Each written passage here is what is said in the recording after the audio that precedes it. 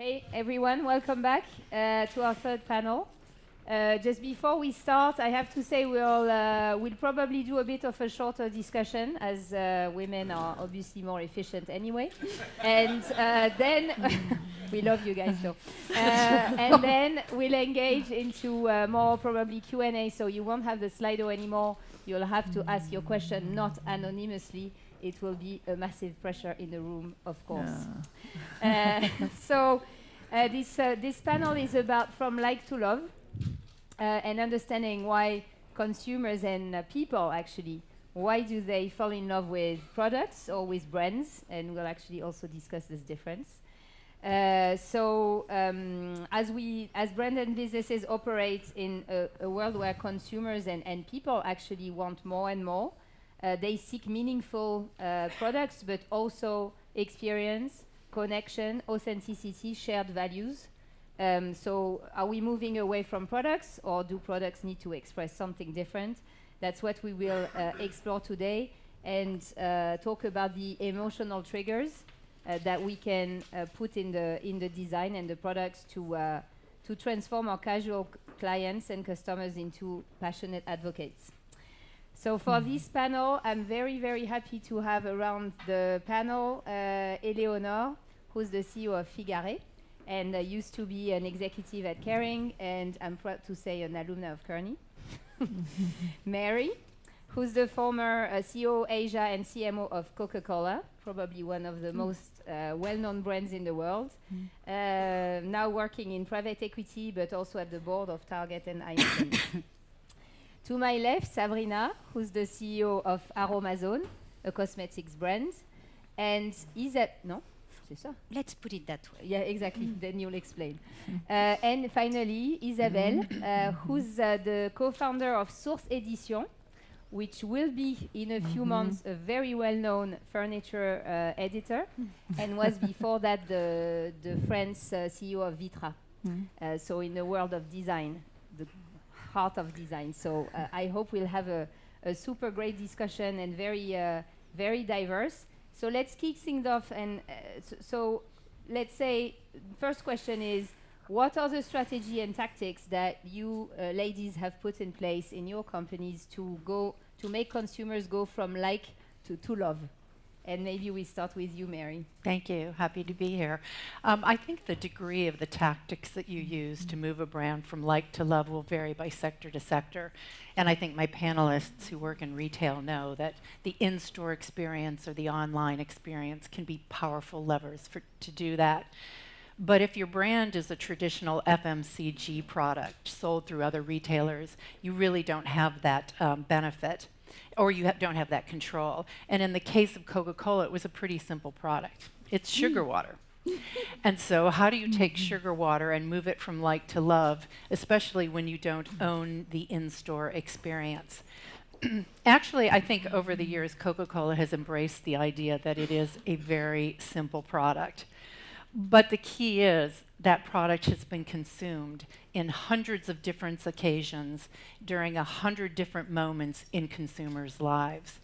And so I think it's probably, simply put, the relationship between the product itself and the consumption of the product was always the leverage that Coke used to move from like to love. The same is true for McDonald's. It's not the best hamburger in the world. But when you go into McDonald's, you know what to expect. It's often with friends. It's often with families. It's a consumption occasion that maybe suits a need as well as a want. So I think for a lot of simple products, the connection between the product itself, the usage of the product, and the moments of that usage is a real strong point to drive from like to love. And so, for example, look at the Coke slogans over time. Some of them are the pause that refreshes, have a Coke and a smile. Things go better with Coke. Coke is it. Coke is the real thing. They're all just proactive, declarative owning of special moments in consumers' lives. So it isn't the product itself. It's the occasion and the consumption occasion that Coke has tried to own. And that leads me to my final point. I think the biggest lever between like and love is when a brand can connect itself with people and their need for connection. and connection to meaningful people. Disney, for example, connects parents and children. And finally, and the last point is one of the most powerful levers is connection to oneself, self-love, and that's ego. And that's a topic for another day.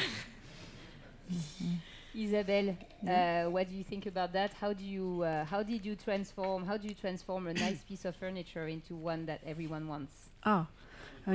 Source Edition, Delphine mentioned, it's a brand new company because I was, as you told, the general manager during 26 years in Vitra, and before I was working for Knoll. And 5 years ago, my daughter found Source Parisienne, which is a gallery who is selling vintage furniture and lighting from the 50s till end of 70s. And I left Vitra company after the COVID because I thought now I have something to do outside. I have to leave the comfort and to do like my own job. And with my daughter, we discussed. She told me I have many clients who ask me specific vintage product that doesn't exist anymore. Or there are very few, or it costs a crazy amount. And in Vitra, I was at the beginning of the story of the Jean Prouvé collection. If some of you knows this story, now it's a big commercial success. And we discussed, and I say, hey, let's do it. Let's be the next Cassina, the next Knoll. So I announced you that we launch in Milano in April next year, our brand. So the emotional, to come from like to love, first it's an emotional storytelling, the storytelling of the brand, because it's a mother and a daughter. She knows much more than me on a design aspect, on many subjects, and so the storytelling of the brand and the storytelling also of the product, because we signed 2 contracts with Mobilier National. I don't know if you, maybe the French people know it exists since Louis XIV to promote the French culture of furniture, and we will edit some furniture that were, for example, the lounge sofa was in Simone Weil office when she was the Ministry of Health. So each time, our 5 collection, our 5 designers have a specific story that I'm sure you would like to know, but I keep for later. So connection, emotion. Sabrina, what do you think? I think it's clearly what it needs, and that's very difficult to create. In my opinion, based on, to your point, I will speak about my industry, which is the one I know, and I would define it a little bit wider than what you've done. So I would say we like to consider ourselves in the health and beauty industry more than a cosmetic brand, which is very insightful because obviously our model also is a DTC model. So we have direct access to our consumers, so we have direct access to data, and we have a big community, which is more than 3 million active consumers that basically interact with us, and they talk to us a lot. So we gather immediate real-time data and insights.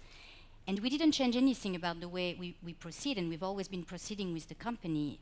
We basically listen proactively to those feedbacks, those verbatims, that really give us exactly a very concrete roadmap about the products they want to get. And what is very interesting is by just bringing to life the actual products and listening to the obsessions, the fears, the passion of actual real people representing the real world in real life who can't find exactly what they're looking for, and bringing those products to the market. Basically, the day we launch the product, it's already a love product because it has been conceived with real people, with real needs. And the second thing, and that creates a very deep emotional connection because basically it's very authentic in the process. And the second element by doing that is the fact that basically once you've done it in one vertical, you can do it in so many verticals that basically you get into people, to your point, you get into people actual daily life. And once you interact with people daily, then you become also, it's double love. So first, you give them exactly the products they're looking for and they can't find. And second, you are in their everyday gestures, life, and routines. And actually, then basically they do the work for you. They talk about you to others with a lot of emotion, and that is what creates a community. And that's why we like also to think about ourselves as a community brand. Actually, building on that community point, you said you listen a lot to your consumers. What are your techniques to create a community, to create advocates, maybe also particularly across generations? That's for me again. Yeah. And then we'll move to I have a Leonor. deep belief, and I think we share the same belief. I have Amandine here, another woman in the room with whom I work on that project that is very dear to our heart. We strongly believe that we can't create a community. A community is something organic, and it's something that basically comes up because you have put in place the humility and the technical approach to basically capture all the feedbacks and throughout all the touch points you have. Obviously, when you are a DTC brand and you have direct access to your consumer, that changes everything because you have immediate access to millions of data. We basically get more than 20,000 feedbacks and verbatims that we go through every week. It's massive intelligence, information, and basically collective intelligence that actually allows us to know exactly what we have to do and that de-risks also all the investments we're making, because basically what we bring to the market is already very much expected. And then consumers talk about it to others. So it's not about making up a community. You don't make up things because basically I think also in our industries today, consumers have a radar for bullshit. So it's not like you come with a crazy narrative and it works out. I mean, that can still work, don't get me wrong, by pouring out a lot of money on the market. But when you don't have that much money, as we do, you have to use other techniques, and the fact that you're very close to the actual data, the actual beliefs, the actual passions, the actual fears also. We are in a moment where consumers express a lot their fear about the planet, their health, security, safety, and once you really understand that, you can move the needle beautifully, I think, by just doing very well what they expect you to do very well, and not... Well, we used to say that basically our marketing is just doing the best products and bringing them to life in the best way we can at the most accessible price on the market. And once we do that, and as long as we do that, basically our community is going to be a community by itself, if that makes sense. Eleonore, how do you work yourself on your community and sense of belonging? If you work on it. Yeah, I think it's. I really like what you're saying, Sabrina, and I think we could have named this from hype to love, because I think there's a shift, and I mean I'm happy to see that at Figare, because otherwise we wouldn't be here. That the brands that were super hype with a lot of storytelling, and I believe in narrative, not storytelling, are. I mean, some are still very big, but there is, thank God, also a customer who is very eager to listen to the real stories, to the real savoir-faire. He wants to know where we produce. He wants to know why it is that we've been existing in France for 55 years, etc. And that is super important. And that's how we build this meaningful relation with them, by telling real stories and not storytelling. What we are doing right now. Also, how we listen to them. So I've been listening to customers for a very long time. I started at Procter & Gamble. There are a few ex-Procter & Gambles, and and we launched a toilet bowl cleaner. So we listened to customers even in their restrooms and how they were using the product. Thank God now, when I talk to friends who are also clients, we just talk about shirts, and it's better. But I am pretty lucky to have. So we monitor our Net Promoter Score every month for every purchase, online and offline. But beyond the numbers, I read the verbatim. I'm lucky I don't have 20,000 every week. I have less, but I read every single one of them, and I think it's super important. I also go in the store and listen to the stories. Why are you coming with your mother to buy your first shirt for your interview, and why is it important that you get this shirt there? We launched a shirt that is inspired by a movie by Claude Sautin. It's called Je t'aime, and it has been part of so many declaration of love between people, etc. So when they go buy this shirt, it's always for a special occasion or for special day. So I love those stories. But the one thing, we're in a fashion industry, so it's great to listen to the customers, but they don't know what they want. So we need to have super good creative team who will create a desirable product that they'll want to buy. First questions in the room. Aha. Any questions before we move on to further adjacent topics? Yes, thank you.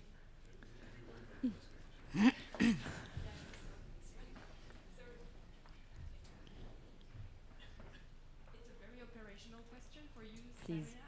I was just wondering, you were talking about gathering, capturing a lot of verbatims and stuff, so I was wondering through what kind of platform or what kind of tool are you monitoring all of that? So basically, we have the feedbacks coming from so many different touch points. We have message privé, private messages on social networks. We have how do you say service client, customer service. Thank you. We have our website where consumers basically leave a lot of messages. We have NPS also, that every single purchase you make within our stores, you basically have a survey, and we have more than 12% of our consumers that basically answer with verbatim on the open question. We also conduct surveys with, quite a significant sample. And then basically we have a tool that I'm not going to disclose today that basically allows us to gather all this information that is then screened up through AI and distributed with semantical reading. So we've identified the keywords in all the different streams that we've put in place: quality, innovation, store opening, packaging, delivery time, and with keywords we want to find within the wordings, and then they get distributed, and that allows all the owners to basically every single week, and we have also a routine where basically every single week during Codir we have to bring up to the table the main reports of the week per element. But what is very interesting is that obviously it immediately shows where things are not right and where we need to operate better and learn and improve and correct. But also it really brings a lot of insights about our product innovation and even our store openings. The way and that's very, and I want to enhance that one. And sorry, and then I stop speaking. Okay. And sorry for that. I'm very Passionate. no, yeah, passionate and the bavard. How do you say it? Talkative. Merci, I talkative. think the audience It's because my company is in the south, so that's why.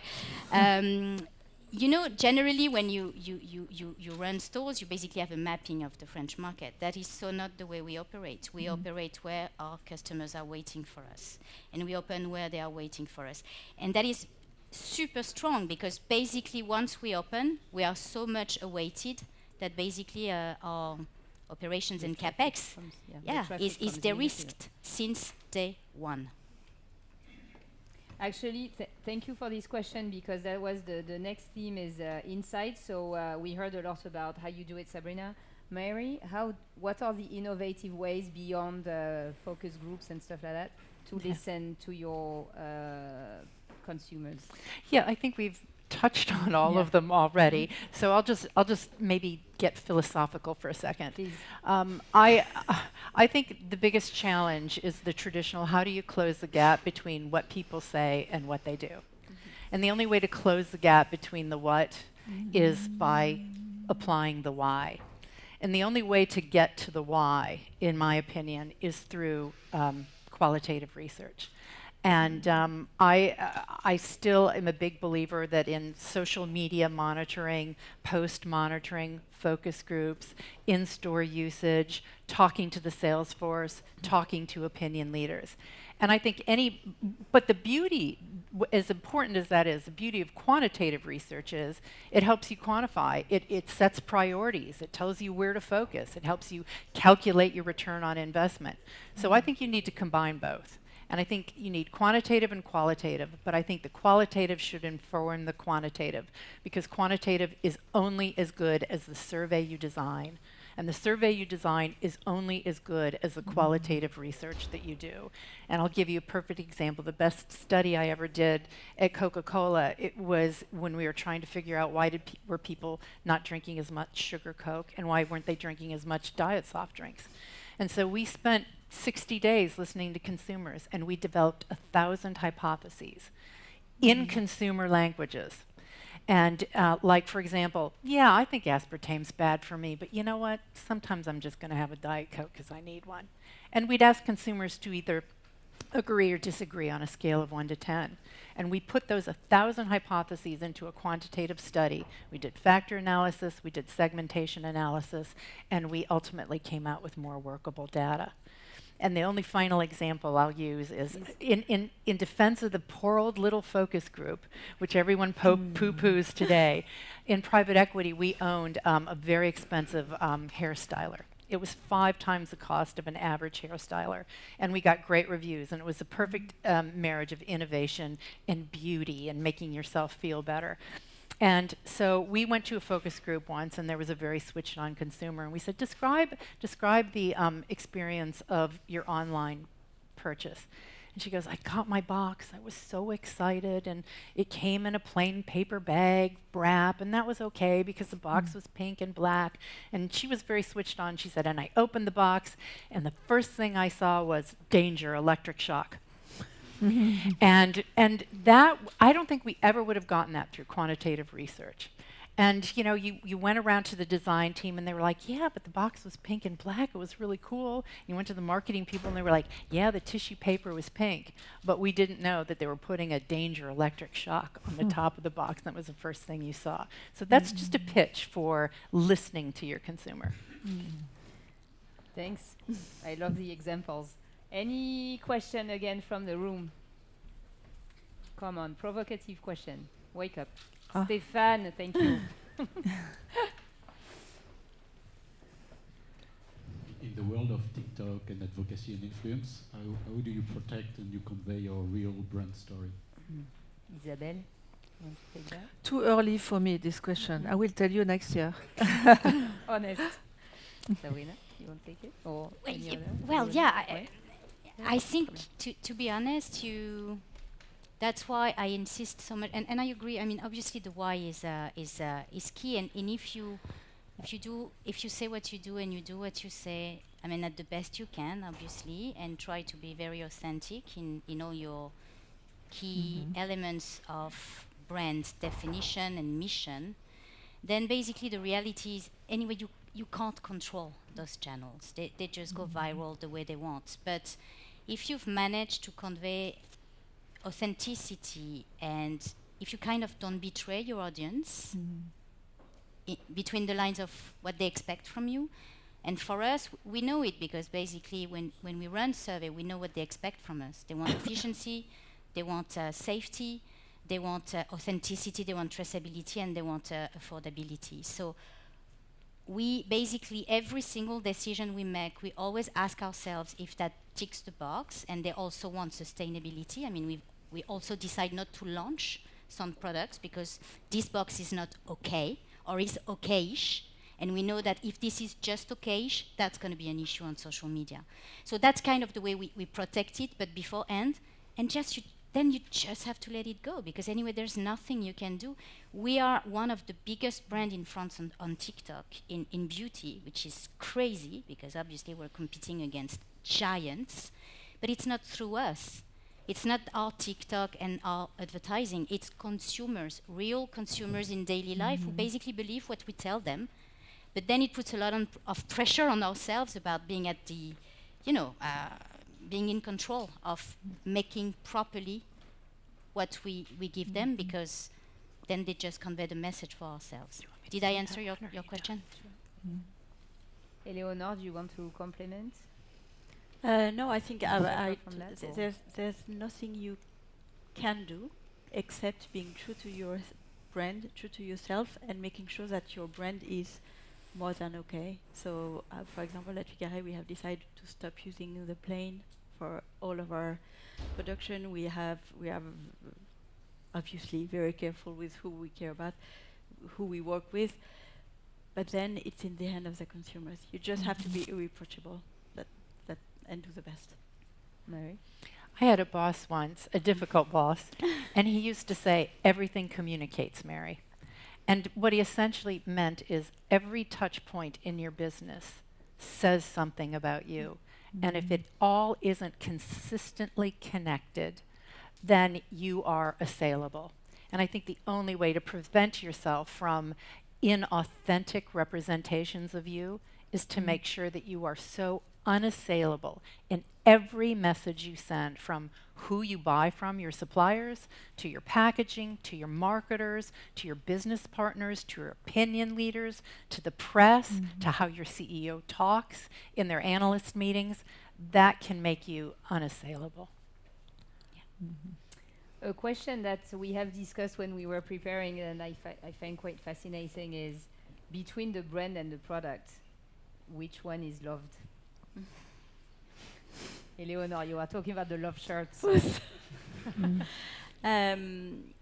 Well, when I took the reign at Figare, I was trying to be abrupt with my teams, and I was saying, right now our clients come in the store like in a pharmacy, and they could buy Doliprane and 5 shirts, and and they come to us, and that's how, and we have to change that absolutely. So I think they have to love the brand, but we have done that through the product by launching products. So we have a Je t'aime shirt, so of course it helps. But we also try to create various moments and various targets with collaboration, capsule, etc., to talk again to this customer, to make him love what we are doing. So we are doing collaboration with Gallimard around a Rimbaud shirt. We're making collaboration with Edgar Gros-Piron on an after ski collaboration, trying to talk to different age groups, different style, and to make them love the product first and come back or discover the brand. Isabelle, what does count most, right? Do you love the piece of art almost, or do people trust the brand on top of it? Oh, in my in your market, industry, right? first is the function. If you sell a chair which has a beautiful story with a beautiful designer, but it's uncomfortable and ugly, forget. So first of all, the function, because we always think to the client. The clients needs to have a good product with transparency. Sabrina, you told transparency is very important. Honesty and transparency. For example, our value are to produce in Europe, mainly in France, because we want to help and to support our economy, and we have very good craftsmen and manufacturer in France and in Europe, and we will show the way it's produced, because I think if you show what's in the kitchen, you can't complain. And with TikTok, I hope we will be as famous as you. We'll work on that, and we have to meet after. Sure. Yeah, because that's clear. If you are very honest, you don't fail your promise. I think the client will be happy, and that's the value we want to promote. So your question was what's the most product important? or the brand, yeah. Yes, the product is the first, and the brand is there to bring and to show the product. But we have to have a clear path. And something a bit different, but I'm still with you, Isabelle. Is this recognizable by anybody? Or is it only for the educated I have a funny story I told you. It's also a secret story. When I was the head of Vitra, we furnished the McDonald's restaurant with the beautiful .03 chair made by Martin van Severen. It is a very specific chair because it looks very strict, but it's very, very comfortable. It's a piece of design, but when you see it first time, you see, oh, it's uncomfortable, but it's a beautiful product. We delivered it everywhere, and specifically in the 93 department, which is little, not always so rough. secure. Can be Yes. And when the manager of the restaurant received the chair, they say, oh, that's beautiful. And the week after, they phoned me to say, you can't imagine. Our restaurant was a mess. Everybody, at end of each evening, there was a fight, and people take the chair and do it like that. Now we have this new chair. People arrive in the restaurant and say, wow, we are respected. They delivered for us something which is very good quality. They had no education of that, but they saw that, they test it, and they say, wow, that's fantastic. The sales of this restaurant increased of 30% immediately, and the family came back in the restaurant. No more fight, except very exceptional. And a manager called us 1 month after. Oh, I'm sorry, I have to tell you, we had one fight. But you know what? People, they were completely destroyed, but the chair, fantastic, with just one sponge, and it looks perfect. With the previous furniture, it was everybody, the restaurant, the people were destroyed, and we had to renew. And that's the proof that even if you are not educated, you can see the quality, because the quality is you give a gift to people. So Yeah. it's just, but don't tell it too much, this story. Questions in the room? Yes.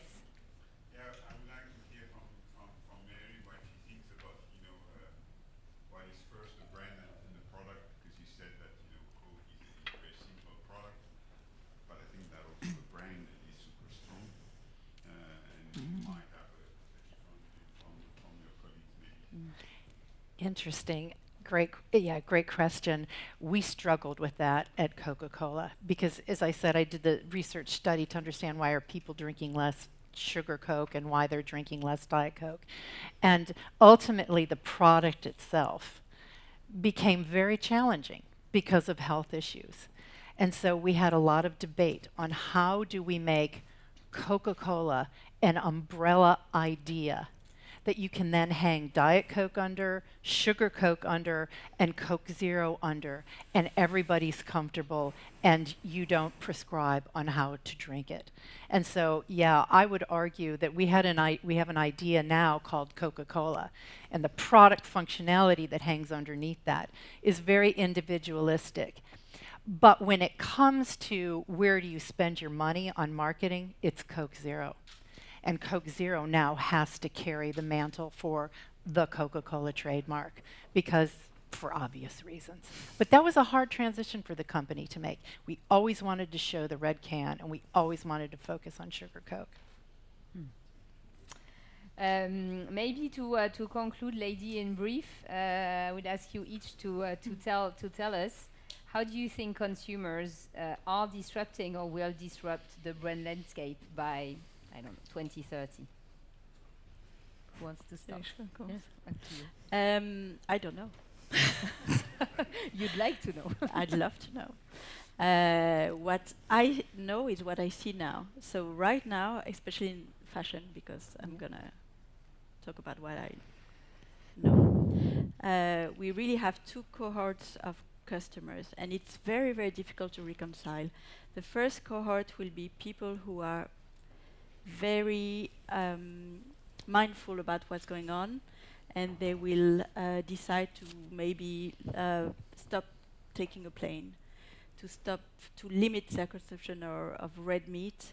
They will, as far as fashion is concerned, they will decide to maybe buy much fewer pieces, but be very worried about their quality, maybe buy second-hand, and curate a wardrobe of long-lasting pieces that they can keep for long and have much less but much better.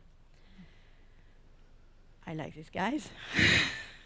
There's another cohort of clients who are excited by what the world can offer. They buy at Shein, at Temu. They can have instant gratification when they want to get something new, and it's super cheap.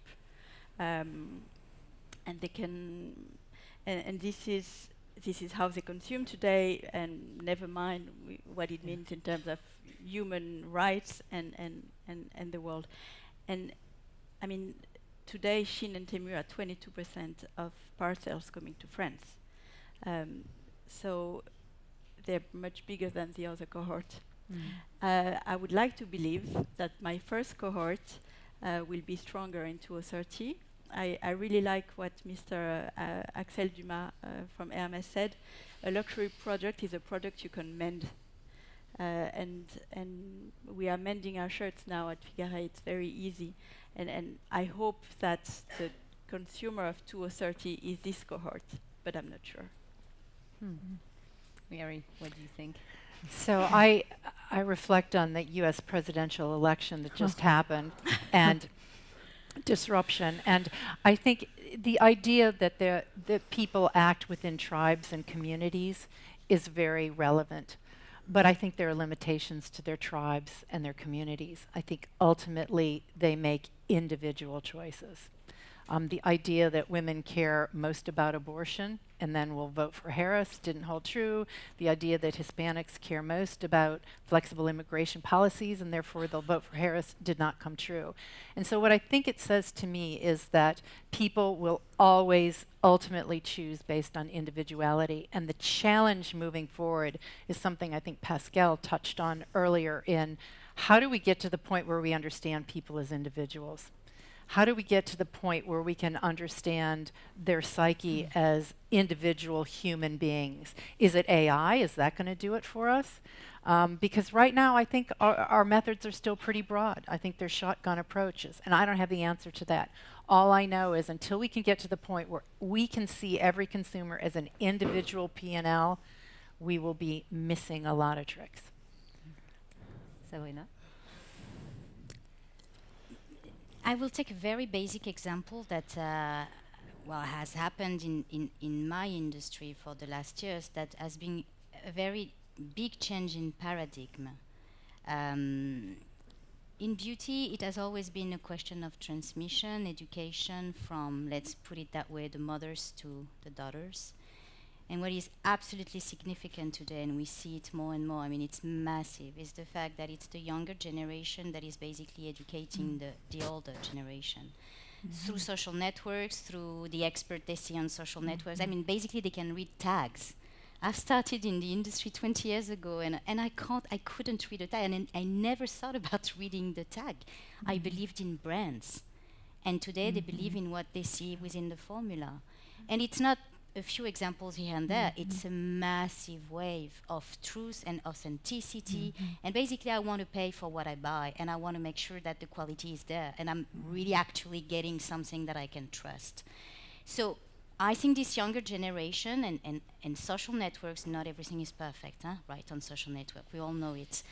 There is an insight here about this younger generation, in a way more educated on some elements that are basically really reshaping the way the older consumer is shaping. They're basically bringing to our doors or to our website their mothers, their cousins, their elder sisters, and they're basically shifting and changing and reshaping the whole market.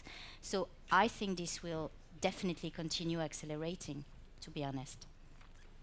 Isabelle? I think people will buy less but better, because we have so many things around us that it's not possible anymore. It's better to buy one very good thing, to keep it, to sell it if you want to sell it, or to give it to someone. The value, when it's a good product, you don't lose money. If you buy a cheap product, you lose money immediately, because the product is not good immediately, so why do you buy it? I think it's very important, and I think people begin to understand that.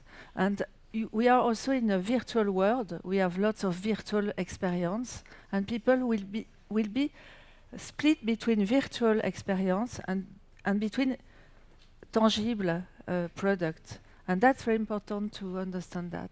We are real people, we want to live with real things, but with good quality. So I'm very optimistic for the future. Thank you. I think with that we can close this panel. Thank you so much, ladies. It was an honor and a pleasure. Thank you.